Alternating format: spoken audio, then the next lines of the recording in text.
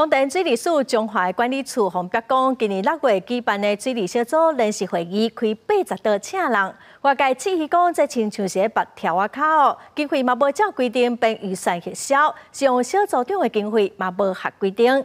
也毋过管理处是强调讲一切拢合法。 众人伫餐厅内底咧食到，逐道都坐甲甜。这是农水署中华管理处伫今年6月举办庆祝水利节甲小组长临时会议。也毋过有人说亚康讲，迄当阵来真侪地方的大角色，也佫有正常名流，那亲像是咧顾条啊卡。迄当阵参与的人是出面化缘往。 龙腾水利管理处甲咱乡镇来讲嘛，做密切，因为咱一寡农路排水沟吼，急水沟这嘛，真正是爱拜托水利部门甲咱协助咧处理。这是一个例行的这个活动吼，利用这个机会做一个表扬这个水利有关人员。我想迄个部分应该是属于真正常的一个公务活动。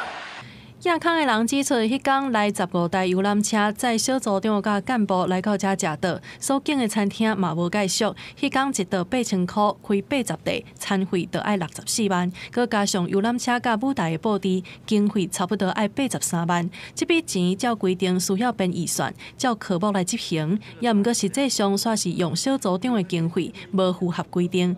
农水署中华管理处也提出记录报告，强调迄天拢有照厅师开会。